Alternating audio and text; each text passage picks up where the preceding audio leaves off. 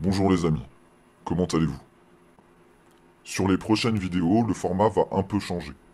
Je vais lever le pied sur la partie graphisme, pour la simple et bonne raison que ça me prend énormément de temps. Et la partie création de visuels, graphisme, etc., je la réserverai uniquement pour des supports qui nécessitent d'être illustrés, tout simplement. Ce n'est pas pour autant que je souhaite délaisser le côté qualitatif du support, et en image d'illustration, j'ai souhaité mettre en fond le film 1984. Vous pouvez le visionner et le télécharger gratuitement. Donc aujourd'hui, vous aurez compris que c'est en mode podcast. Vous pouvez donc mettre vos écouteurs dans les oreilles pour m'écouter ou regarder l'image en même temps. Ça, c'est comme vous voulez. Tout ça pour dire que je préfère professionnaliser mon contenu pour vous offrir un support de qualité plutôt que de professionnaliser mon individualité au sein du mouvement. Et là, je m'adresse à certaines personnes qui se reconnaîtront, très certainement, et que vous reconnaîtrez. Avant de solliciter votre communauté pour qu'elle vous soutienne financièrement, commencez par leur offrir du contenu de qualité. Ça serait déjà la moindre des choses. Et je vais en venir au sujet que je souhaitais traiter. Ça va être un sujet de surface, voilà, pour faire aussi un bilan des personnalités émergentes au sein du mouvement. Et là, je vais me reposer sur trois personnes, sur trois personnalités. La première, c'est Georgia Pouliken. Peut-être que son nom ne se prononce pas comme ça, si tel est le cas, j'en suis désolé. Ça fait quelques temps que je regarde de loin son contenu. Elle a émergé suite à une vidéo qui a fait le buzz traitant de Juan Branco, concernant son avis sur la personne et le fait qu'elle se désolidarisait de cette personne. Du moins qu'elle ne la soutenait plus pour les raisons qu'elle a évoquées. Raisons qui ont parlé à beaucoup de monde, ce qui a créé cet effet boule de neige, de buzz. Mais pas seulement, c'est aussi parce que son contenu a été partagé par des influenceurs du mouvement. J'avais visionné donc cette vidéo et puis franchement je l'avais trouvée vraiment intéressante. Mais ça s'arrêtait là, c'est-à-dire que ça n'allait pas plus loin que l'avis, l'opinion, l'analyse d'une personne. Tout comme moi maintenant, là, c'est un avis, c'est une analyse, c'est mon point de vue. Sachant que mon point de vue, je l'étaye aussi en fonction de ce que j'entends, de ce que je lis, etc. De ce que je peux voir sur les réseaux sociaux. Et donc voilà, je me suis dit, bon, très bien, ok, bah, c'est cool, tu vois, il y a des gens qui s'expriment. Et à partir de là, j'ai commencé à voir plein de vidéos, elle, mais sur des sujets, sur des sujets où elle donnait son avis sur tout. Sur tout. Qu'est-ce qui lui donne la légitimité de donner son point de vue avec vous devriez faire, vous devriez penser, il faut, il faudrait, etc. Et je me suis dit, ça y est, voilà, c'est une personne qui était dans l'anonymat le plus absolu, mais après tout, il y a de la place pour tout le monde et son propos n'était pas inintéressant en soi, mais de par la viralité de son contenu, de sa chaîne, par rapport à cette vidéo qui a fait du buzz, elle voyait donc sa communauté grandir de manière exponentielle. Et à partir du moment où on devient un micro-influenceur ou un macro-influenceur, on a une responsabilité. Par exemple, mon discours serait bien plus mesuré si j'avais une audience bien plus grande. Évidemment, je continuerais voilà, à faire du contenu réaction, etc. Mais je mesurerais l'impact de mes mots. C'est-à-dire qu'on ne peut pas partir du principe qu'on peut dire tout ce qu'on veut parce qu'on reste fidèle à soi-même et que ceux à qui ça plaît pas, ils n'ont qu'à aller se faire enculer. Et ça aussi, je vais y revenir, parce que ça fait partie du sujet. Ça va se rejoindre, tout va se rejoindre, vous allez comprendre. Et donc jusque-là, voilà, bon. Sa démarche ne me gênait pas plus que ça. Au fond, ça ne restait que mon point de vue, c'est-à-dire avec moi-même, comme on se fait tous un point de vue avec nous-mêmes. Et ce n'était pas pour autant que j'allais vous prendre à partie par rapport à ce que je pensais de cette personne. Il n'y avait pas matière à développer. Et en effet, lorsqu'on a une communauté plus importante, la spontanéité, c'est important, mais il faut en effet mesurer les conséquences de ce qu'on dit, des informations qu'on donne. Et ça a commencé à me faire tiquer lorsqu'elle a publié, donc son contenu, cette vidéo scandale, Merkel déclare l'ordre d'après-guerre. En disant des mots, attention, ma vidéo va être supprimée, va être censurée, c'est une information que vous n'avez pas en France. Non mais, est-ce que vous vous rendez compte l'impact que ça peut avoir sur certaines personnes? De les mettre en panique comme ça, de leur faire peur. Et c'est là que j'ai trouvé qu'en effet, là, sa démarche, elle partait en freestyle total. Et ce n'est pas parce qu'elle est sympathique, parce qu'elle dit des choses intéressantes, qu'elle est exempte de tout reproche, de toute critique, etc. Parce qu'en effet, c'est une personne aussi qui a subi du harcèlement. Harcèlement qui l'a poussé d'ailleurs à quitter la France pour se rendre en Angleterre. Donc ok, ça c'est une chose. Mais ça ne doit pas interférer dans le jugement qu'on peut se faire sur l'impact qu'elle a par rapport au contenu qu'elle publie, par rapport aux mots qu'elle utilise. Et pourtant, vous savez à quel point je n'aime pas attaquer les gens là-dessus, mais là, clairement, on était dans le délit complotiste, on était en plein dedans là. Donc, information que vous n'avez pas en France, attention, la France et l'Allemagne s'allient pour faire une Europe militaire, etc. Notons d'ailleurs que ce sont des informations qui ne sont absolument pas secret défense ou inaccessibles. L'Eurogène fort, c'est quelque chose dont on a connaissance, et ce, depuis un moment déjà. Ça fait en effet un moment qu'on les voit sur les manifestations. Et pour ceux qui ne connaissent pas ce qu'est l'Eurogène fort, je vous invite à vous renseigner sur ce sujet. Il y a énormément de contenu qui en parle et vous pourrez vous faire une idée. Et imaginez maintenant les personnes qui vont prendre ça pour argent comptant, qui ne vont pas faire la démarche de vérifier, par confiance ou tout simplement par fainéantise, par paresse, et qui vont prendre donc son message pour argent comptant. Ils vont se dire putain mais what the fuck, qu'est-ce qui se passe? Genre ça va être attention le quatrième Reich. Non mais carrément quoi, je veux dire elle utilise des mots forts quand même, hein, d'accord? C'est pas rien de dire ça, hein. On est d'accord.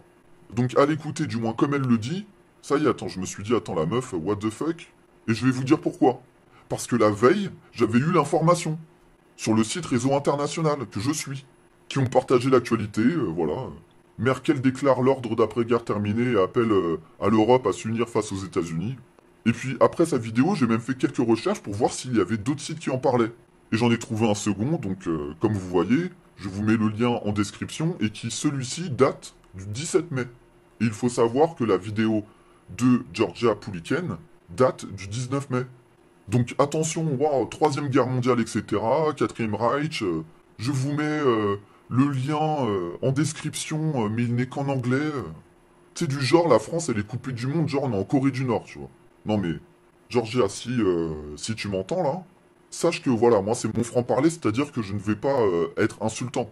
Je ne vais pas taper des insultes, etc. Ça m'arrive hein, dans certaines de mes vidéos par rapport aux acteurs de crise, etc. Mais là c'est un autre niveau, hein. Il y a de la menace, du harcèlement, et j'en passe, hein, d'accord? Donc toi qui as vécu ce genre de choses, tu devrais comprendre. Mais là, quand je m'adresse à des personnes que j'estime, en tout cas, que je respecte, ce n'est pas parce que j'émets des critiques que je peux pas vous voir en peinture, ça n'a rien à voir. Donc si on est fermé aux critiques, on est fermé au dialogue. Mis à part avec ceux qui rejoignent notre idéologie, et ça c'est pas normal. Donc lorsque tu communiques ce genre d'infos, mais renseigne-toi juste un minimum avant. Parce que comme tu l'as mis en avant, clairement je pense qu'il y a des gens qui étaient en panique totale. Ils étaient en PLS, en boule dans un coin de leur pièce là, recroquevillés sur eux-mêmes en basculant d'avant en arrière là. Enfin, panique totale. Et ça aurait pu être bien plus intéressant si elle n'avait pas agi comme ça sous le coup de l'émotion, qui plus est avec la communauté qu'elle a, d'accord, allez voir son nombre d'abonnés, ça lui donne une responsabilité vis-à-vis de ces gens-là. Et sa responsabilité, ce n'est pas de leur faire peur. C'est l'entracte. Bah oui, viens avec une arme, oui. Oui, parce qu'on m'a dit que c'était la guerre. C'était la guerre. Ah mais non chérie, excuse-la, elle a encore regardé une vidéo de Pouliken. Chut, Ah, mais tu depuis, nous elle est complètement écoutes sûrement. Oui, bah la vie avec elle est devenue insupportable, elle arrête pas de me braquer Oui, son bah frère sur moi la je vais gueule. inspecter toute la maison. Voilà. Donc à partir de là, j'estime qu'elle a la responsabilité au moins d'essayer d'aller à la pêche aux infos. Parce que tout le monde ne fait pas en effet la démarche d'aller sur les médias indépendants, pour se tenir au courant un peu de ce qui se passe dans le monde.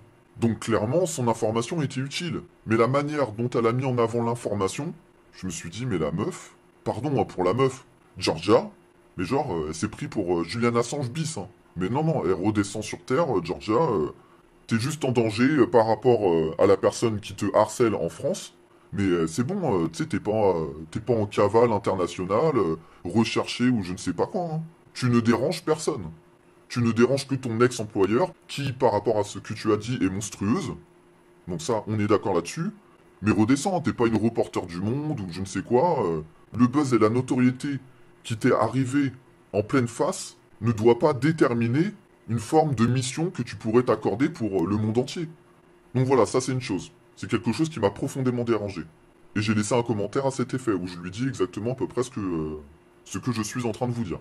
Et dans la foulée, il me semble qu'elle a donc posté cette vidéo « S'il vous plaît, abonnez-vous à Mika, youtubeur gilet jaune, motivé, créatif inventeur du rond-point 2.0. Alors que bon, déjà de base, apparemment c'est Ernesto qui est à l'origine de l'idée, d'accord? Qui est à la racine du projet. Apparemment, de faire une quête d'information, c'est pas trop son truc. Il faut savoir mettre son ego et son orgueil de côté pour se remettre en question, essayer de comprendre la situation. Peut-être que là, j'utilise pas la bonne méthode. Vous voyez où je veux en venir? Et voilà quoi, ça m'a fait rire. Hein. Motivé, créatif, inventeur. J'ai l'impression d'entendre une conseillère en orientation qui va vanter les mérites d'une personne face à un employeur ou je ne sais quoi. Il est motivé, consciencieux, sérieux, ponctuel, nan, ça va, c'est bon. Je veux dire, des gens qui ont plein d'idées et des gens qui sont motivés, je veux dire, il n'y a que ça dans le mouvement. Voilà, c'est pas quelque chose qui est réservé à Mika RP 2.0, anciennement Mika Vlog. Et donc, quelque part, je n'ai pas apprécié sa démarche. C'est-à-dire que lorsque j'ai vu son contenu, je me suis dit, attends, elle fait la promotion d'une seule personne. Et dans cette réflexion, je ne m'y suis pas inclus. D'accord? Parce que par rapport à mon audience, quelque part, je n'ai pas la légitimité numéraire d'être porté par qui que ce soit. Et ça, je l'entends très bien. Non, non. Non, au contraire, je pensais à tous les autres. Et je me suis dit que de prendre en otage sa communauté pour les inciter, voire les forcer, hein, à rejoindre la chaîne de Mika, parce qu'elle a même fait une seconde vidéo pour se justifier des reproches qu'on lui faisait d'avoir plébiscité cette personne. Et là, en effet, je me suis dit, qu'est-ce qui se passe? Qu'est-ce qui se passe? Là, elle prend en otage sa communauté, qui, pour la majeure partie, lui accorde une confiance aveugle, et ça, c'est l'effet de la notoriété. C'est l'effet de l'influenceuse qu'elle devient. À partir de 10 000 abonnés, elle est considérée comme une micro-influenceur. Donc elle se renseigne sur les termes, qu'elle se renseigne aussi d'un point de vue sociologique concernant l'impact, l'affect et l'émotionnel que cela peut générer chez l'autre.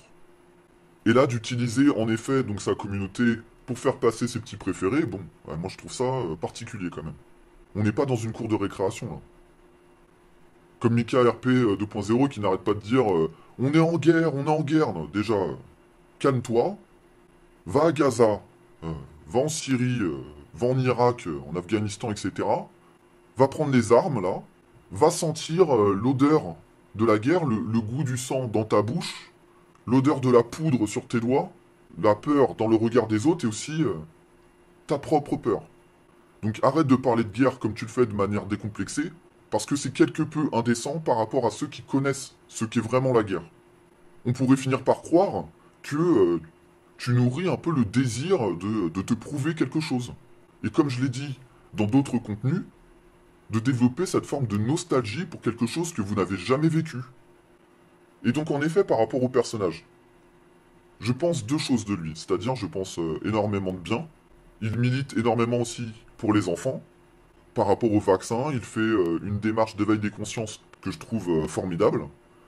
C'est quelqu'un qui semble avoir du cœur. Bon, ça c'est que mon avis. Maintenant, c'est pas parce que je pense ça de lui que je veux me mettre dans une forme de fanatisme à deux balles. Ce que tu crées, Mika, tu crées ce fanatisme autour de toi. Surtout en faisant le ménage, là, comme les autres Trouet, Picole Co, là. Quand tu fais le ménage des gens qui te dérangent un petit peu trop. Dans un mouvement qui prône la liberté d'expression et la démocratie, je pense que vous partez du mauvais pied.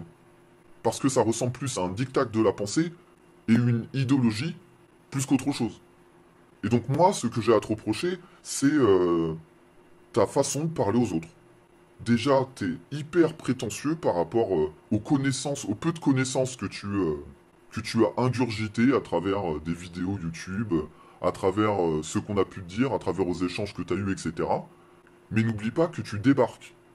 Toi-même, tu le dis. Et tout ce que je dis, les amis, vous pouvez aller le vérifier par vous-même. Hein. Je n'invente rien. C'est vérifiable. Allez voir.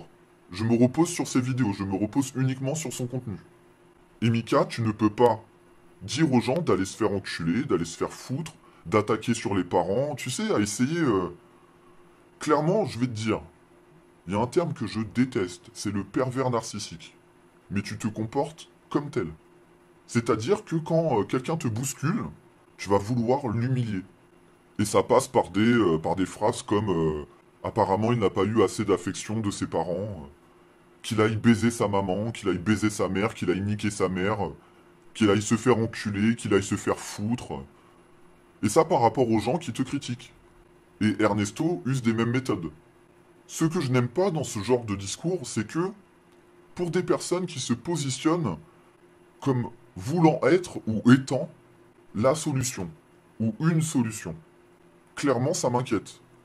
Quand des personnes donc se positionnent de cette manière, c'est-à-dire que j'essaye de transposer ces personnes avec une prise de pouvoir. Imaginez, demain, ces gens-là ont un peu de pouvoir. Mais dans quel état d'esprit ils vont être? Si on les remet en question, si on les critique, si on n'est pas d'accord avec eux, ça va être quoi? Comment ça va se passer, en fait, très clairement? En tant que citoyen? Et dites-moi, vous, en commentaire, qu'est-ce que vous attendez aussi, vous, en tant que citoyen, de ce genre de personnes qui se positionnent comme voulant être une partie de la solution ou la solution, d'accord? Parce qu'avec eux, avec la petite team qui sont créés, on sait pas trop sur quel pied danser, hein. Parce qu'eux, ils sont très hautains dans leur démarche. Et je reviendrai aussi par rapport aux connaissances que Mika a ingurgitées, etc. Et dont il use pour un peu, genre, faire du rentre-dedans en mode vous les ignorants. Enfin, alors que, il y a 6 mois en arrière, le mec, il connaissait rien à rien. Donc, mais bon, c'est pas un tort en soi, hein, mais n'oublie pas d'où tu viens, d'accord? N'oublie pas le chemin que tu as fait pour en arriver là. Donc arrête de faire le mec intransigeant. Mais en effet, moi, en tant que citoyen, ce que j'attends de personnes qui se positionnent comme ça, c'est qu'ils fassent preuve de sang-froid, de sagesse, de maturité, de sérénité, d'engagement, de motivation, et j'en passe. Et non qu'ils se comportent comme, voire pire, que le gouvernement. Pire pourquoi? Parce que si je dois transposer ces personnes-là au gouvernement, mais attendez, genre on va se retrouver directement à la rue hein, si on n'est pas d'accord avec eux. Ils vont nous dire quoi si on les critique? Si on se positionne comme une forme de contre-pouvoir? Ils vont quoi? Ils vont nous faire tabasser ou... Ah, vous êtes pas d'accord avec nous? Bah, vous savez quoi? Allez, baisez vos mères, toi t'as pas dû avoir assez d'amour quand t'étais petit, puis tu sais, avec des petites phrases de merde comme ça. Comme Macron, avec ses petites phrases humiliantes du genre il y a les gens qui réussissent et les gens qui ne sont rien. Donc pour toi, les gens qui ne sont rien, c'est les gens qui ne rejoignent pas tes propos. Ou qui vont te rentrer un peu dedans, tu vois. Tu as fait la même démarche avec Éric Drouet. Pour après, retourner ta veste parce que tu l'as eu au téléphone. C'est quoi? Il t'a eu par quoi? Par la sympathie Il t'a menacé, comme je t'ai dit en commentaire. Parce qu'en effet, j'ai fait un commentaire que vous pouvez aller voir sur la vidéo, s'il vous plaît. Abonnez-vous à Mika, youtubeur, là, sur la chaîne de Georgia, Switch News, machin. Enfin bon, genre le média indépendant de l'espace. Ça va. Il faut redescendre. Il faut redescendre sur Terre. D'accord. Donc en effet, j'ai fait un commentaire que je trouve un petit peu exagéré sur certains points. Je vais vous dire ça très rapidement. Il y a des choses sur lesquelles j'ai un peu exagéré, comme le fait que de dire qu'il dégage tout le monde des lives, quoi, du moins qu'il dégage tous ceux qui ne sont pas d'accord avec eux. Donc ça, je tenais à le préciser. C'est quelque chose, j'ai globalisé ma pensée, j'étais pris dans le truc, etc. Voilà. Donc là, je le dis, voilà, ils font pas du bannissement à la chaîne, etc. Ça reste uniquement sur les gens qui sont un peu rentre-dedans. Voilà. Qui ne sont pas du tout d'accord avec eux, qui vont poser des questions qui fâchent, qui vont leur faire un peu de rentre-dedans, voilà. Alors il suffit que le mec il dise un gros mot, alors ça y est, je veux dire, il est banni direct. Mais l'autre par contre, il se prive pas d'inviter les gens à se faire enculer. Mais ça aussi, vous pouvez aller le voir. Hein. Voilà, hein, toutes les fois où il invite les gens à baiser leur mère. Voilà. Et à les humilier face à son audience. Mais imaginez-vous la personne qui fait l'objet de ça. Parce qu'il faut aussi se mettre à la place des gens qui s'énervent, qui crachent leur haine, qui crachent leur désespoir quelque part, comme je dis souvent. C'est des gens qui réagissent à travers le prisme de l'espace commentaire. C'est-à-dire que pour eux, c'est un exutoire, ils se défoulent. Voilà, ils balancent. Ils ouvrent les vannes, ils lâchent tout. Donc on peut aussi comprendre et se mettre à la place des gens sans pour autant vouloir les prendre de haut, à jouer le rôle paternaliste à 2 balles, là, le mec franc du collier, etc., comme à la Rodriguez, c'est bon. Le mec qui n'a pas peur de dire les choses, le mec qui tape du poing sur la table... Tout ça, c'est une caricature des personnages dans lesquels s'enferment les gens, c'est risible, voilà. Donc quand on est un homme, On n'a pas besoin de se prouver constamment des choses pour se sentir avoir des couilles. Et par couilles, entendez par là du courage, de la ténacité, être téméraire, etc. Vous voyez ce que je veux dire? Et donc dans ce commentaire, voilà, j'ai dit ça. Bon, ça ne résume absolument pas l'intégralité de mon commentaire. Mais je précisais en effet par rapport à ce que Georgia Pouliken disait dans sa vidéo par rapport à Mika en disant « Allez sur ces lives, c'est génial, vous allez pouvoir poser plein de questions, il donne la parole à tout le monde, etc. » Donc non, c'est pas vrai, c'est faux. Et ça, je l'ai dit dans le commentaire. Et sur quoi je me suis reposé pour le dire? Eh ben sur ce que dit Mika lui-même dans ses vidéos. Allez voir, hein, je crois même que dans sa dernière, il le dit, là. Parce que sa dernière vidéo m'a fait sourire, hein. Il fait une vidéo en réaction aux commentaires qu'il a reçus. Ouais, j'imagine, y compris le mien. Et j'ajouterais que ces gens-là qui commencent à prendre un peu de pouvoir au sein du mouvement, eh ben ça leur fait du bien, là, d'être bousculés un petit peu. Mais sauf qu'en fait, ils ont un ego tellement surdimensionné qu'ils partent du principe qu'en fait, tous ceux qui les critiquent, ils sont dans l'erreur totale, hein. Ils disent de la merde, hein. Ça ne peut être que de la merde. Et donc, en effet, voilà, je disais que non, ce n'est pas vrai. C'est très difficile d'avoir la parole au sein d'un live dans le chat, puisqu'il y a une audience trop importante. Ah, voilà, c'est un fait. Ou est-ce que je dis de la merde, là? Je ne fais que de reprendre les propos de Mika. Comme le fait qu'il insulte les gens et qu'il les humilie, bah c'est vérifiable aussi. Peu importe ce qui le motive à faire ça, par rapport à la communauté qu'il commence à avoir, je suis désolé, il y a des attitudes et des comportements qui ne peuvent pas être tolérés. Voilà, tout simplement. Mais maintenant, Mika, si tu souhaites prendre que les avantages en t'émancipant des inconvénients, mais bien t'en face. Mais dans ce cas-là, tu deviens un petit dictateur en herbe, prétentieux et hautain. Renseigne-toi aussi d'un point de vue sociologique et psychologique de l'impact que tu peux avoir sur les gens par rapport à ton statut, par rapport à cette proximité que tu crées avec eux. Tu peux les rendre dépendants de tes discours, dépendants de ta présence. Et tu connais l'adage par rapport au pouvoir. De grands pouvoirs impliquent de grandes responsabilités. Mais si tu souhaites t'émanciper des responsabilités, bah en effet, bien t'en face. Ça ne regarde que toi et ta conscience. Et donc voilà, je disais que Mika était une personne un peu rentre-dedans, mais pas dans le bon sens. Donc à cet effet, d'autres personnes m'ont rejoint. Et puis, voilà qui arrive, Mika RP 2.0. Donc il se comporte comme un gamin. Moi, clairement, quand j'ai une discussion d'adulte, c'est-à-dire que si vous allez voir mon commentaire, c'est quelque chose de construit, même si j'extrapole un peu, voilà, ça je le reconnais, mais c'est une discussion d'adulte que j'ai. C'est-à-dire que je n'ai pas 15 ans. Donc il commence par un XD, genre mort de rire, quoi. D'ailleurs, la suite c'était un mort de rire, voilà. Donc, écoute Mika, je sais on se connaît pas, hein, mais ton attitude là, c'est exactement le genre d'attitude qu'adopterait un adolescent. Mais encore une fois, hein, si tu veux, bah écoute, ok. Et puis après, il me reprend à partie en me disant « T'en racontes un tas de conneries, toi, oh my god. Es-tu sûr d'être seul dans ta tête? On se le demande. » Déjà, Mika, prends des cours d'orthographe, s'il te plaît, parce que à défaut de te cultiver de travers, bah tu ferais mieux de commencer par savoir écrire, d'accord? Et puis après, petite blague, voilà, Jeffrey, remets-nous des glaçons. Je dois avouer que ça m'a fait rire, parce que... bon, voilà, ça... Parce que à côté de ça, je dois avouer que voilà, Mika il me fait rigoler. Voilà, c'est aussi pour ça que je le regardais, parce que c'est un comique. Voilà, t'es un comique, Mika. Voilà, tu fais rire les gens. Mais c'est bien, Mika, hein, moi j'ai été un de tes premiers abonnés. D'accord? Je te plébiscitais énormément. Et suite à ça, je lui ai fait une réponse, voilà, mastoc, parce que moi je suis un adulte. Voilà, moi je discute. C'est-à-dire que, voilà, je suis peut-être à un autre niveau, d'accord? Sans vouloir faire du délit d'orgueil, clairement, il en fait la démonstration, vous pouvez aller voir. Et des fois que les commentaires soient supprimés, voilà, j'ai fait des captures écran. Voilà, comme ça, au moins on est bon.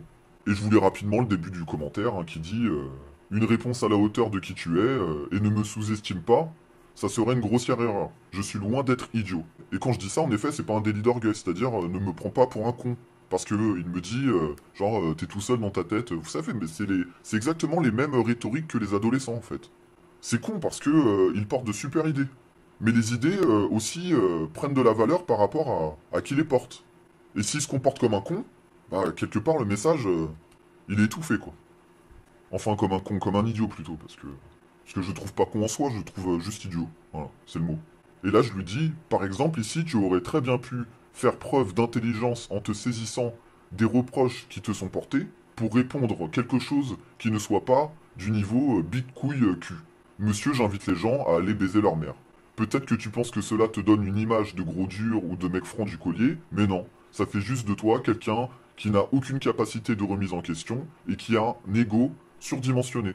Enfin, apparemment, pas avec tout le monde, Dixit Trouet qui t'a fait changer d'avis en un coup de fil. Voilà, donc vous pouvez aller voir la suite si vous voulez. Et c'est en effet par rapport à ça que je n'ai pas compris que Georgia Pouliken fasse la promotion de cette personne-là, en tout cas uniquement. S'il avait été globalisé, c'est-à-dire que si elle avait mis une liste de personnes à recommander, c'est-à-dire juste une recommandation, et pas un délire où elle dit mais si, allez-y, parce qu'en effet, après, elle a fait une seconde vidéo en disant oui, il faut se fédérer tous ensemble, l'unité, il faut, je pense que, je pense que. Mais Georgia, tu n'es personne, d'accord? Et tu n'as pas à prendre en otage ta communauté qui représente plus de 15 000 personnes pour faire la promotion d'une seule. Vous voyez où je veux en venir?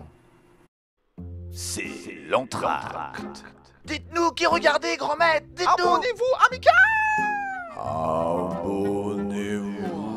Il en dit des choses extraordinaires. Abonnez-vous à la chaîne de Mika. Ouais, moi j'adore ce qu'il fait. Vraiment, c'est vraiment quelqu'un de super. Mika. Mais qui c'est Mika? Donc moi j'estime, encore une fois, moi j'estime, c'est-à-dire que ça n'engage que moi, tu pouvais tout à fait recommander, tout simplement. Les gens sont assez grands pour se faire leur propre opinion.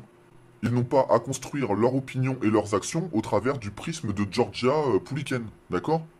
Et donc bref, en effet, voilà, moi, Mika, je lui ai répondu, voilà, un bon message, quoi. Et dans ce message, je lui parle aussi notamment de l'histoire avec Sarah Jeanne.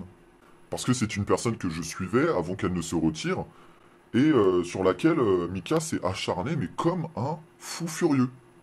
Parce qu'elle se foutait de sa gueule. Et ce mec-là, il a vraiment un problème de narcissisme, mais de toute façon, ça se vérifie, hein.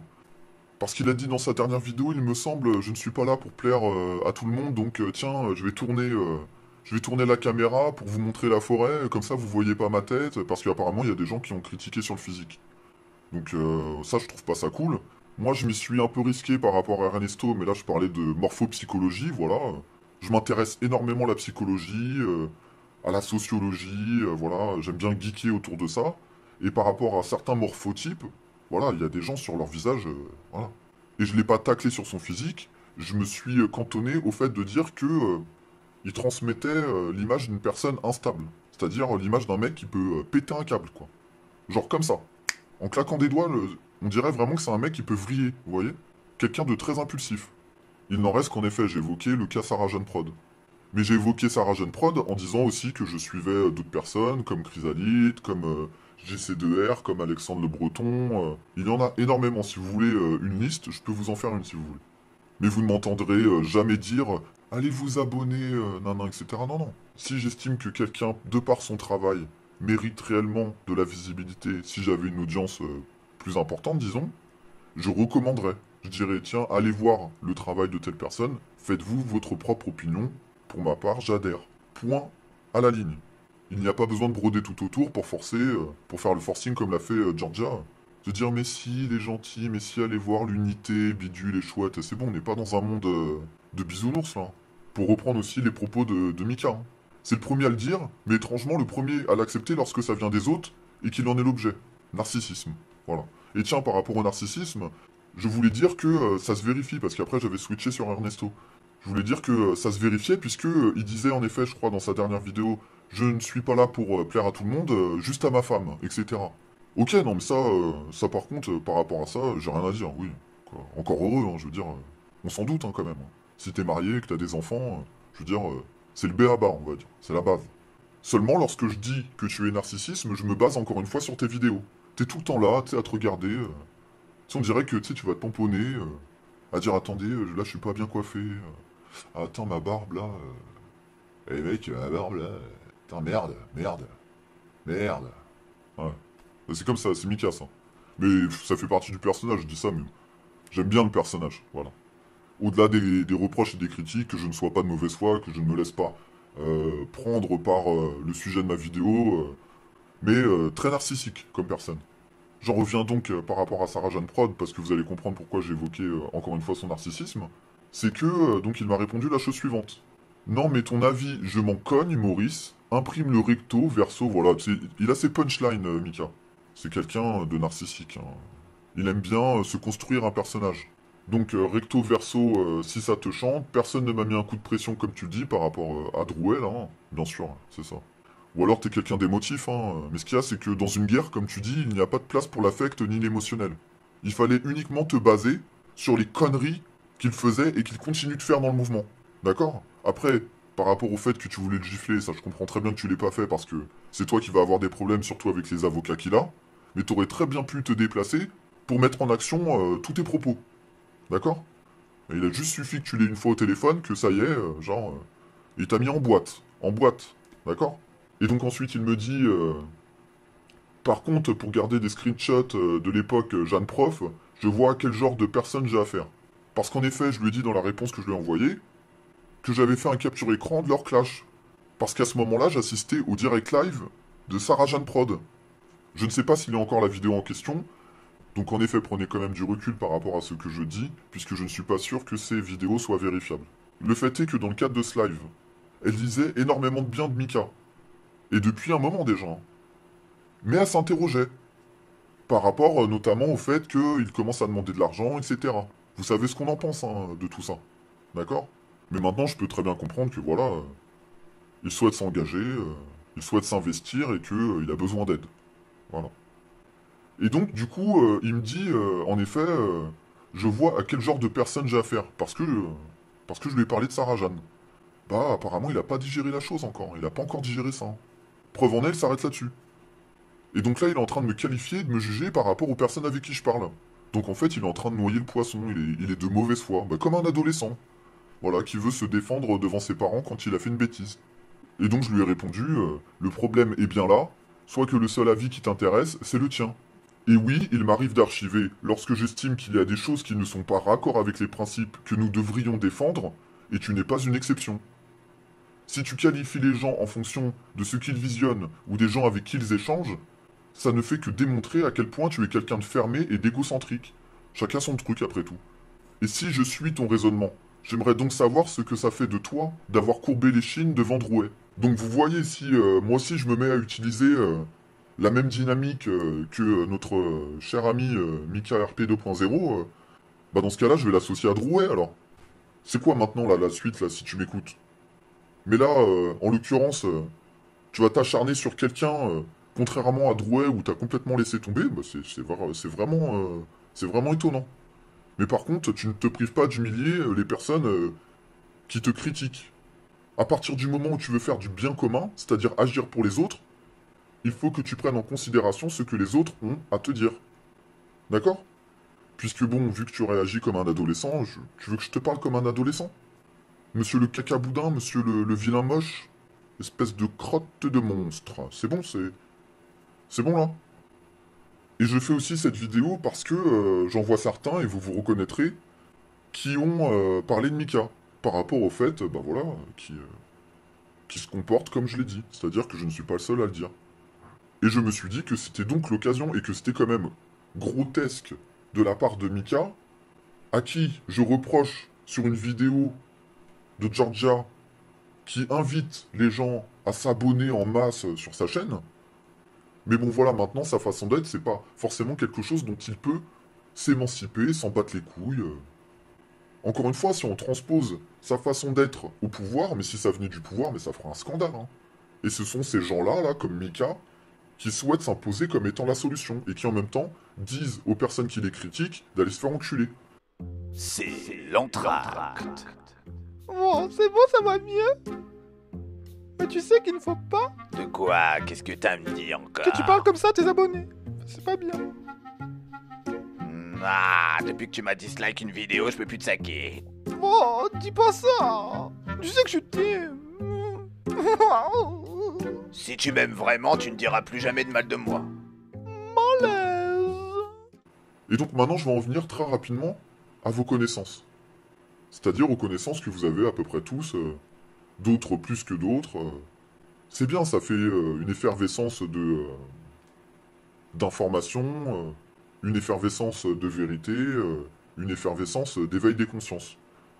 Donc ça, c'est positif. Mais quand Mika commence à faire du délit de classe intellectuelle, soi-disant, lol, mais mort de rire, hein, déjà, en prenant les gens de haut, parce que, en disant des trucs du genre, oui, les gens ne se réveillent pas, machin, mais, encore une fois, n'oublie pas d'où tu viens, d'accord? Rappelle-toi tes tout débuts. Rappelle-toi même avant tes tout débuts où tu t'en battais les couilles de tout ça. Toi-même tu le dis. Et encore une fois, voilà, je me base sur ce qu'il dit, hein. C'est pas quelque chose que j'invente. Donc, fais preuve un peu d'humilité dans ta démarche. Là, t'es pas... idem, hein, t'es pas un Julian Assange bis, t'es pas en train de révéler des complots de ouf, hein. Et donc, je vais passer ce point pour le globaliser dans un dernier sujet que je souhaitais évoquer. Et donc là, j'ai parlé donc de Mika et de Georgia parce que, en ce moment, c'est les personnalités qui commencent à émerger et dont il faut parler. Mais c'est important de parler de ça, des gens qui commencent à prendre des initiatives, qui commencent à avoir un minimum de pouvoir, etc. Sans quoi, qu'est-ce qu'on fait? Freestyle total. Et donc là, je vais globaliser, donc pour finir, sur les connaissances, etc. et par rapport à ceux qu'ils défendent. Donc là, par exemple, Ernesto, lui, débarque. Ça y est, il a découvert le RIC. Donc il en parle dans une de ses dernières vidéos, le RIC va nous sauver. Bah ouais, mais mec, t'as 20 ans de retard, là. T'as 20 ans de retard. Etienne Chouard, lui, il travaille depuis des dizaines d'années dessus, hein. D'accord? Donc ça s'appelait à la base le référendum d'initiative populaire. Et tu es en train d'en parler comme une solution plausible. Mais le problème, c'est que, avec les gens comme vous, qui ne faites pas un travail d'investigation pour alimenter du moins les informations que vous avez déjà pêchées à droite à gauche, etc., pour les étoffer, pour les rendre, je veux dire, concrètes, et puis aussi pouvoir sourcer, pouvoir développer le sujet, etc. Ernesto, tu prends des trucs, t'as pris le RIC, là, et puis ça y est, tu débarques et tu viens, tu dis, le RIC, c'est formidable, ça va nous sauver, etc. Non mais je t'invite à visionner les vidéos de Etienne Chouard et à regarder les dates. Tu verras depuis combien de temps on en parle de ça. Et depuis combien de temps il dénonce toutes les méthodes de l'oligarchie, du pouvoir dominant, de l'élite mondialiste, du rôle de l'Europe, etc. Du tirage au sort, du contrôle de nos représentants. Et d'ailleurs, vous qui défendez le RIC, vous êtes un peu en contradiction, même vous êtes complètement en contradiction avec ce que vous défendez, puisque vous rejetez les critiques. Alors que dans le RIC, il est question d'un tirage au sort citoyen et indépendant, évidemment, pour sélectionner des personnes, donc en tout cas les tirer au sort, qui auront pour mission de contrôler nos représentants. Et ce qu'il faut transposer aujourd'hui par rapport au discours de Etienne Chouard, c'est-à-dire qu'il faut aussi voir les choses par rapport au prisme du 2.0, par rapport au prisme d'Internet. Un représentant aujourd'hui, ça ne veut plus dire la même chose qu'il y a 10 ans. Et lorsque vous avez une communauté aussi importante, vous devenez des représentants. Donc, vous défendez l'idée, mais par ailleurs, vous rejetez ces principes fondamentaux. En commençant par accepter la critique. Accepter d'être remis en question. Donc là où ça me gêne, quand Ernesto parle du RIC, c'est que, idem, les gens, tout comme Georgia, là, quand elle a fait son communiqué, en mode révélation internationale, attention, l'Allemagne et la France. Et c'est quelque chose dont il faut s'intéresser. Mais encore une fois, c'est la façon de le mettre en avant. Où on n'a pas toutes les informations. Ou si elle avait fait en effet un minimum d'investigation, elle aurait vu qu'il y a des sites en français qui en parlent. Voilà.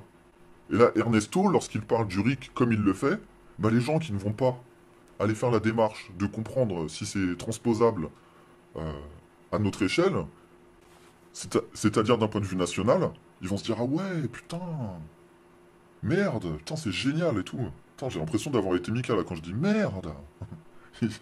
Mon Dieu, putain. Enfin bref. Ah oui, bon, il faut pas parler de Dieu avec Mika. Enfin bon. Là, je te taquine, hein, si tu m'écoutes, hein, je te taquine. Et donc, de ce fait, vu qu'il ne s'est pas assez cultivé sur ce sujet, il va transmettre, en fait, des informations incomplètes. Donc, quelque part, un peu erronées. Et du fait que ce soit erroné, il va générer de l'espoir chez les gens. Parce que les gens peuvent prendre au premier degré, argent comptant, ce qu'il va dire. Et générer de l'espoir autour de ça. eh ben t'as une responsabilité, Ernesto, par rapport aux informations que tu transmets. Mais si aussi là, pareil, tu fais comme tout le monde, c'est-à-dire que tu t'émancipes de toute responsabilité parce que tu n'as pas envie de te qualifier au sein du mouvement, tu n'as pas envie de réaliser, tu fais une forme de déni, comme vous le faites tous là, de déni de position, par rapport à l'influence et à la responsabilité que ça vous donne, bah, qu'est-ce que vous voulez que je dise? Mais là, c'est que du bon sens, hein. Ça s'appelle avoir aussi des principes, c'est-à-dire aussi prendre en considération ceux pour qui on se positionne, en écartant ceux que vous estimez ne pas rejoindre à votre idéologie, et en vous rapprochant constamment des gens qui acquiescent. Voilà, non, non, c'est... Si encore une fois vous transposez ça à une échelle un peu plus grande, c'est-à-dire où vous auriez un peu plus de pouvoir, mais dans quoi on serait là? Dans quoi on serait? Et donc par rapport à toutes les informations que vous avez, c'est comme TVGJ. Je suis désolé parce que je sais que ça a demandé énormément d'investissement et de temps, d'accord? Mais clairement, ça sert à rien. Ça sert à rien. Je le dis, bah, je sais que vous allez faire un bond, sauter en l'air, ça vous remet en question, ça touche votre ego, votre orgueil, là. Oh là là, comment il peut oser dire alors que on s'est autant investi? Encore une fois, c'est une chose que vous soyez investi, et ça je le félicite, et moi je ne suis d'ailleurs personne, hein, ça ne reste que mon putain de point de vue. Vous voyez ce que je veux dire? Mais clairement, c'est encore un truc de trop. C'est encore un truc de plus, voilà. Ce genre de site, ça pullule là dans le mouvement des Gilets jaunes. Tout le monde pense être la solution, tout le monde crée son site internet, tout le monde crée sa chaîne info, tout le monde crée son média indépendant. À ce rythme-là, on va pas avancer, hein. Et je parle de TVGJ parce que dans ce média, en fait, il regroupe des playlists YouTube. Écoutez, ces playlists YouTube, vous auriez très bien pu les mettre à disposition des gens, tout simplement, hein, et en faire la promotion constamment, pour l'éveil des consciences. Et c'est donc là où je voulais en venir. Par rapport à vos connaissances, par rapport au fait de globaliser cet aspect-là. C'est que vous parlez de sujets, mais qui sont débattus depuis 40 piges. Et donc, encore une fois, disons juste 20 piges, pour voir les choses à travers le prisme d'Internet, du libre accès de l'information, entre guillemets, parce que voilà, on sait toujours que l'information reste en tout cas plus ou moins contrôlée. C'est l'entracte. Quand on ouvre cette fenêtre, généralement elle retombe. Mais si on met ce bâton, regarde, ça tient. J'ai trouvé ça hier dans une vidéo de Do It Yourself sur YouTube. Et je n'en suis pas peu fier. Mais attends, viens me voir. J'ai encore une autre idée. Mais quelle idée as-tu? Oh, dis-moi tout, grand savant. Quand tu ouvres cette fenêtre aussi, tu... Bon. Merde, ça ne fonctionne pas. Ce n'est pas grave. Est-ce que tu connais la franc-maçonnerie? Bah bien sûr, j'ai regardé une vidéo YouTube sur le sujet. Merde. Et donc ce qu'il y a, c'est que vos informations, on les connaît déjà. Alors, beaucoup ne les connaissent pas. Donc en effet, il y a un travail d'éveil des consciences à faire, mais est-ce que ça vaut le coup de les répéter, de les rabâcher en boucle? Moi j'estime qu'on est à l'heure des solutions, qu'on est à l'heure de montrer l'exemple. Et je vais clore là-dessus. C'est-à-dire que, en effet, là, Mika va parler de franc-maçonnerie. Oh là là, putain, c'est vrai que... c'est ouf. Putain, c'est comme si, on n'avait pas connaissance de ça, quoi. Je veux dire, par là, c'est qu'en effet, c'est important d'en parler. Mais ce qu'il y a, c'est qu'il y a des gens qui en parlent bien mieux que vous. D'accord? Et qui ont bien plus de culture sur ce sujet que vous. Et qui ont construit leurs propos au-delà d'un putain de live indigeste d'1 h 30 voire 2 heures, qu'il faut se taper dans l'intégralité pour pêcher, pour aller à la pêche aux infos. Le truc, c'est que vous êtes en train de faire une masturbation de connaissances, une masturbation pseudo-intellectuelle. Et ce que je pense, donc quand je dis ce que je pense, c'est-à-dire que ça n'engage que moi. J'estime que si vous voulez transmettre des informations par rapport, par exemple, à la franc-maçonnerie, eh ben, invitez les gens à visionner des playlists qui regrouperaient toutes les informations, tous les reportages et les analyses, les enquêtes les plus intéressantes autour de ces mêmes sujets. De les renvoyer aussi vers des youtubeurs qui en parlent bien mieux que vous, qui parlent aussi du mind control et même aussi de la pédophilie et de plein d'autres choses. Donc invitez plutôt les gens à faire cette démarche de quête de connaissances. Et le truc, c'est qu'on n'a pas le temps de reprendre tous ces sujets-là. On n'en est plus là. Et là, vous pouvez continuer encore longtemps, hein, parce que pour ces mêmes personnes-là qui ont parlé de tout ça, ça leur a pris donc 20 piges. À condenser, à synthétiser, à mettre en forme, à partager, etc. Donc moi, j'estime, encore une fois, moi, j'estime, c'est-à-dire que ça n'engage que moi, et dites-moi, n'hésitez pas à me dire en commentaire si vous rejoignez mon propos, vous pouvez offrir à votre communauté les outils de la connaissance. Et ce, en toute simplicité. Maintenant, il faut penser aux solutions. Qu'est-ce qu'on fait?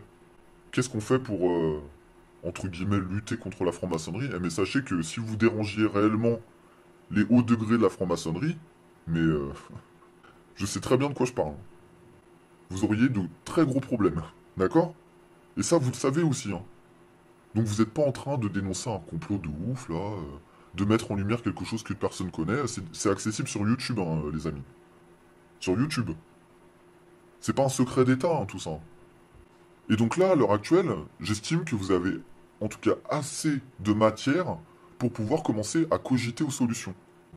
Et selon moi, la solution pourrait résider dans le fait de montrer l'exemple. La société dans laquelle nous sommes, elle ne changera jamais. En tout cas, le gouvernement, le pouvoir, on ne le fera jamais plier, hein. Arrêtez de penser que, genre, vous allez dénoncer des trucs et que vous allez faire trembler le pouvoir, les inquiéter, etc. Les personnes qui dérangent, elles sont extradées aux États-Unis pour se faire torturer, exécuter, d'accord? Sans parler de toutes ces personnes de l'ombre qui ont été exécutées en mode commande, hein, d'accord? De toutes ces personnes qui ont été internées en hôpital psychiatrique. Donc là, vous ne dérangez personne, les sujets que vous abordez, ils sont abordés depuis des décennies. Donc aujourd'hui, où nous en sommes? Qu'est-ce qu'on pourrait faire de concret? Déjà, il y a une chose que je voulais mettre en lumière en vidéo, c'est-à-dire pourquoi les porte-paroles, et là, toutes les personnes influentes, et je vous y inclus, hein, Mika, Georgia, etc., vous qui avez cette tribune, et surtout les porte-paroles qui ont accès donc à la tribune médiatique, comment ça se fait qu'aucun de vous, ou qu'aucun d'entre eux, n'ait fait un communiqué officiel pour inviter le gouvernement dans le cadre d'une rencontre où il s'agirait de leur poser des questions, pour avoir des réponses, pour savoir exactement où nous en sommes, à quoi nous en tenir, pour pouvoir avancer. Ce qui mettrait donc le pouvoir dans une position plutôt critique et qui lui donnerait deux choix. Soit le fait de refuser de trouver des solutions et donc de passer pour des connards, c'est-à-dire que on pourrait se rallier l'opinion publique, qui se dirait non mais attendez, là ils font un effort, ils veulent débattre, et vous ne voulez pas. Et puis la deuxième solution, ce serait pour eux d'accepter et d'être donc les hommes de la situation. Sauf que ce serait un débat qui ne serait pas géré par eux. Et j'estime qu'en effet, il n'y a que les personnes influentes du mouvement qui peuvent s'en saisir, et surtout les porte-paroles, puisqu'ils ont un espace médiatique. Imaginez là Jérôme Rodriguez, qui est tous les 5 matins là, sur BFM, là, ou dans les autres médias. Imaginez, il aurait dit en direct, parce que c'est en direct, nous invitons Emmanuel Macron à débattre avec nous, à répondre à nos questions, et tant qu'il ne le fera pas, nous inonderons les rues. Pacifiquement, mais nous allons les inonder. Parce que nous attendons des réponses. Et non seulement pour nous, mais pour l'ensemble des citoyens français. Vous voyez un peu la démarche? Comment on aurait pu faire tourner les choses à notre avantage? Mais non, eux, ils n'utilisent que l'espace médiatique pour servir leurs intérêts. Et moi, quelque part, ça me pose des questions sur les personnes qui commencent à prendre de l'influence dans le mouvement, sur aussi qu'est-ce qu'ils vont faire. Ils vont faire quoi? Ils vont continuer aussi, comme tout le monde là, de parler pendant des plombes là, sans trouver de solution? On dénonce un système dans lequel on veut rester en conservant les avantages et en s'émancipant des inconvénients. Donc comme quoi, apparemment, c'est une habitude hein, chez tout le monde. Hein. Donc voilà, le résultat d'une société de surconsommation, on exige, on veut. Voilà. On veut, mais surtout, ne viens pas me prendre la tête, à me faire la leçon, à me faire la morale, et machin, etc. Hein. Surtout, ne viens pas me dire ce que je dois faire, surtout ne viens pas me critiquer, hein, d'accord? Sinon, on va te faire enculer, pauvre connard, voilà. Dixit Rodriguez, Dixit Mika, Dixit Ernesto et compagnie. Hein. Donc ça va au bout d'un moment. Si cette société ne nous va plus, encore une fois, comme je l'ai dit dans d'autres vidéos, il y a des villages abandonnés. On pourrait proposer un projet au gouvernement, au pouvoir, un projet dans lequel ils y verraient aussi leur intérêt. Un projet d'émancipation, un projet d'autonomie, mais aussi un projet de redynamisation des espaces ruraux, des villages, etc. Parce qu'il y a aussi des villages abandonnés. Et des villages en perdition, voilà. Même des villes mortes, hein, il y en a pas seulement les villages. Et donc on pourrait proposer de récupérer en quelque sorte ces espaces qui sont délaissés, qui se meurent, pour redynamiser l'emploi, redynamiser l'économie, mais en passant par des projets responsables, des projets intelligents, écologiques, dans une démarche d'autonomie, de permaculture, de connaissances aussi, réapprendre les plantes comestibles, la botanique, aussi l'aromathérapie, en se constituant une forme de communauté, donc qui pourrait réinvestir plusieurs villages ou villes abandonnés, pour rebâtir aussi, en tout cas rénover les constructions en perdition, voilà, donc faire appel à des personnes douées en construction, des personnes douées en agriculture, en permaculture, des médecins, etc. Et là, on serait dans l'action, c'est-à-dire, ça serait montrer l'exemple. Et si on leur montrait l'exemple, eh ben, les gens commenceraient à se dire, mais attendez, mais leur démarche, en fait, était super louable. De dire, ils sont dans une démarche positive, ils redynamisent l'économie, ils recréent du lien social, c'est formidable ce qu'ils font, et puis tout le monde ne voudrait pas rejoindre ça. Il y a plein de gens qui voudraient continuer dans ce système de consommation. Mais par contre, je suis certain qu'ils aimeraient l'idée de venir passer quelques jours à notre rencontre, pour voir comment ça fonctionne, etc. Et puis, tout doucement, on pourrait éveiller les consciences. On pourrait aussi mettre en place des conférences où la parole tournerait, vous voyez, où ce ne seraient pas toujours les mêmes qui parlent, là. Parce que dans les lives du rond-point 2.0, ils parlent entre eux, hein. On écoute des gens parler entre eux, voilà. C'est super, bah, c'est super intéressant. Et puis un modérateur, parce que là encore je reprends ce que dit Mika par rapport au fonctionnement de ces lives. Un modérateur qui va venir pour à la pêche aux questions. Voilà, donc il va y avoir un taux de 20%, et encore je suis large, de personnes qui vont être entendues. Donc avec 80 autres pourcents de personnes lésées, qui auront voulu se faire entendre, qui auront eu des idées. Le gouvernement, on peut éventuellement le faire changer d'axe si on s'impose. Enfin, ça amènerait énormément de choses positives et on montrerait l'exemple. Et ça, c'est quelque chose dont on pourrait commencer à réfléchir tous ensemble dès maintenant. Et ça, c'est pas juste aller dans les rues, manifester, crier, taper des pieds, se rouler en boule et se mettre en colère. Non, non.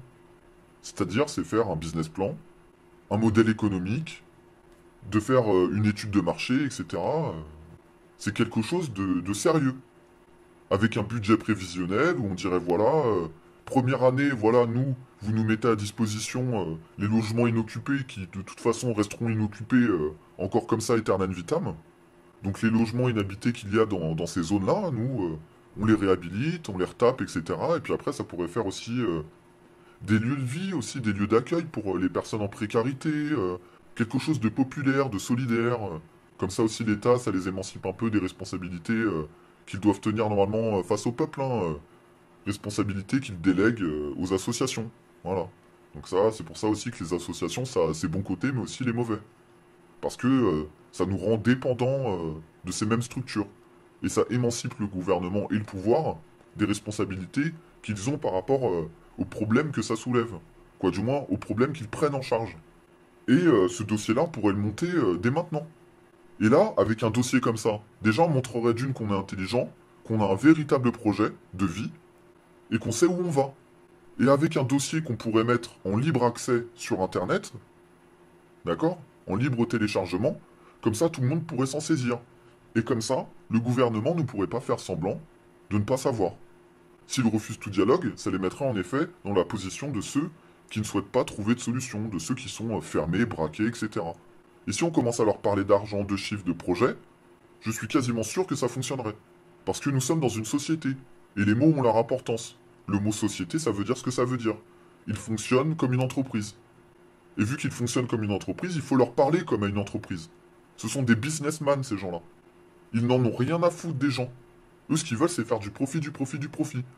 Eh bien, si on transforme la précarité en profit, eh bien, imaginez un peu les choses, les leviers qu'on peut actionner à droite à gauche. Donc voilà, enfin, c'était plusieurs pistes comme ça, des points de vue personnels, des critiques que j'ai à faire, ce qui n'implique pas le fait que cela régisse l'intégralité de ma pensée. Voilà. Donc, puisque apparemment avec certaines personnes c'est soit noir ou blanc, mais bah moi me concernant, bah j'y intègre des nuances. Voilà. J'estime que c'est quelque chose d'humain. Donc j'espère aussi que certains s'y sont retrouvés et que ça a pu les éclaircir sur certaines choses. Et moi je fais un appel à l'humilité en fait et à la responsabilité. Humilité, responsabilité, respect et aussi l'image qu'on donne. Parce que si l'image des personnes qui se positionnent comme étant une forme de solution, c'est bite couille cul, va te faire enculer, genre va baiser ta maman, etc. Sachez que les personnes à qui, par exemple Mika, tu dis va niquer ta mère, machin, etc., peut-être que ces personnes-là, leur mère est décédée. Alors imagine l'impact que ça peut avoir sur eux. J'en fais donc appel à l'humilité de chacun, à l'intelligence de chacun, au respect, à la dignité, à la sagesse, et aussi au fait que nous sommes à l'heure de l'action. Merci de m'avoir écouté, encore mille merci pour votre soutien, qui m'est nécessaire, je ne vous cache pas, soutien moral, je précise, moi c'est tout ce qu'il me faut pour le moment. Du moins un soutien de la motivation, voilà. Et quand je vous lis, quand je vois que, en effet, ça met peut-être parfois des mots sur des idées que vous construisez encore en vous-même, eh bien, moi, ça me booste. Voilà, je me dis, bah, je le fais au moins pour ces gens-là, je le fais au moins pour vous. Et moi, ça compte. Voilà. Ça compte énormément. Donc, je vous remercie. C'était Jeffrey. Et Jeffrey, remets-nous des glaçons. Allez, je vous dis à très vite. Merci.